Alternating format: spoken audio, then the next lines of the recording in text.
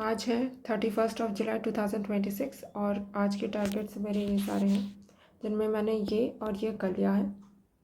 And फिर GS3 का PYQ analysis मैंने किया 2018 से 2025 तक का, और कुछ इम्पॉर्टेंट टॉपिक्स थे उनको सॉर्ट आउट कर लिया, उनको पढ़ेंगे साइंस एंड टेक्नोलॉजी के, एंड उनका आंसर राइटिंग भी करेंगे। अप्रॉक्सीमेटली 6 क्वेश्चन तो लिखने ही है मुझे।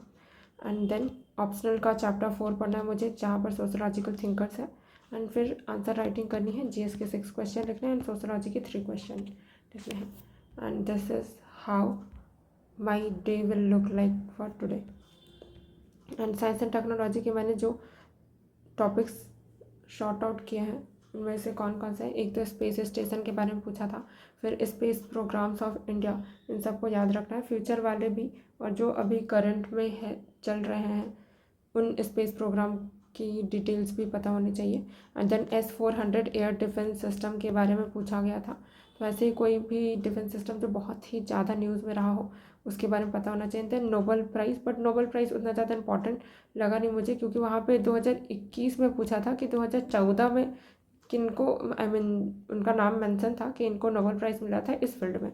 तो बेसिकली बहुत ज़्यादा वो यूज़फुल नहीं था नोबेल प्राइज़ किस पे मिला था। बट फिर आगे का जो क्वेश्चन था कि अच्छा इस चीज़ पे मिला था, फिर उसका एप्लीकेशन बताना था, तो वो थोड़ा ज़्यादा यूज़फुल था, तो उधर से हम आंसर कर सकते हैं। बाकी Nobel peace prize Nobel prize वाले चीज़ से तो उतना आंसर हो नहीं पाता।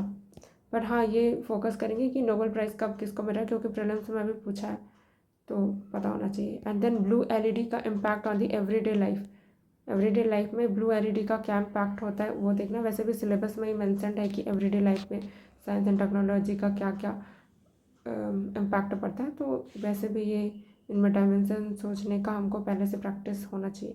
And then James Webb space telescope, तो इसके बारे में पूछा था, ये तो उसी साल जब लॉन्च हुआ था उसी टाइम पूछा था, तो जो भी करंट में रहता है साइंस एंड टेक्नोलॉजी में वो पूछता ही है।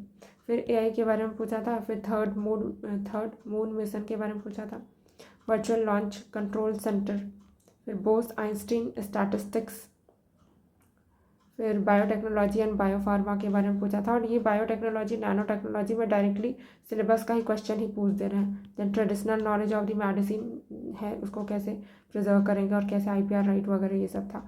फिर नैनो टेक्नोलॉजी हेल्थ सेक्टर में कैसे हेल्पफुल है, तो नैनो टेक्नोलॉजी का एप्लीकेशन ही पूछा है हेल्थ सेक्टर में।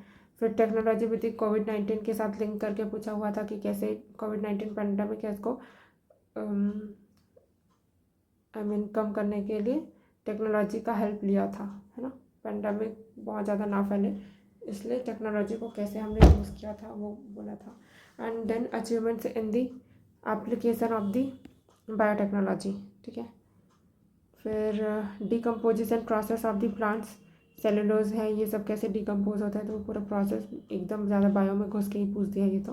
Then micro organisms in meeting the fuel shortages, तो फ्यूल का शॉर्टेजेस है उसको मीट करने के लिए माइक्रो ऑर्गेनिज्म कैसे हेल्पफुल हो सकते हैं ये बोला।